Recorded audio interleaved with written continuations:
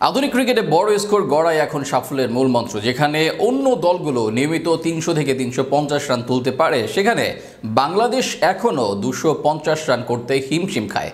ব্যাটিংয়ে strike rotate করতে না পারা, দায়িত্বহীন শট খেলা, পরিকল্পনার অভাব, এইসব সমস্যা দীর্ঘদিন ধরেই ভুগিয়ে আসছে দলকে। বিশেষ করে টপ অর্ডারের ব্যর্থতা এবং মিডল অর্ডারের স্থিতিশীলতার অভাব দলকে বড় স্কোর গড়তে দিচ্ছে না। বোলিং বিভাগ উন্নতি করলেও ব্যাটিং ইউনিটের এই দৈন্যদশা জয় পাওয়াকে ক্রমেই কঠিন করে তুলছে। এসব নিয়ে বিস্তারিত থাকছে রিপোর্টে। বাংলাদেশের ব্যাটারদের এই তাড়াহুড়ো আর ৩০০ করতে না পারার সমস্যাটা দীর্ঘদিনের। একদিকে স্ট্রাইক রোটেট করতে পারে না, অন্যদিকে অযথা বড় শট খেলতে গিয়ে উইকেট ছুড়ে দিয়ে আসে। দলীয় পরিকল্পনারও ঘাটতি থাকে, যেন সবাই শুধু নিজেদের শট খেলতে চায়, কিন্তু ইনিংস লম্বা করে দলের স্কোর বড় করার চিন্তা যেন কারোর মধ্যেই নেই।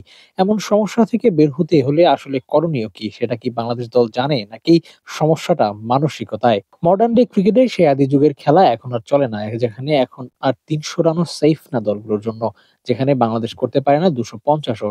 অনেক সময় ওভার থেকে গেলেও উইকেট থাকে না হাতে। এর জন্য বের হতে গেলে টপ অর্ডারকে দায়িত্ব নিয়ে ব্যাটিং করতে হবে। শুরুতে উইকেট দিয়ে দলকে চাপে ফেলে যান টপ অর্ডার ব্যাটাররা। পাওয়ার প্লের আগেই টপ অর্ডারের ধস নেমে আসে। মিডল অর্ডারে ঠিকঠাক কেউ দায়িত্বও নিতে পারছে না, যার জন্য রান আটকে যায় ২৩০ এর থেকে ৫০ এর মধ্যে। বোলাররা ভালো পারফর্ম করলেও এই রান জেতার জন্য যথেষ্ট নয়। অথচ র‍্যাঙ্কিং এ থাকা সবার উপরের সারির দলগুলোর দিকে লক্ষ্য করলে দেখা যায় প্রথম থেকেই সিঙ্গেলের উপর মনোযোগী হয় তারা।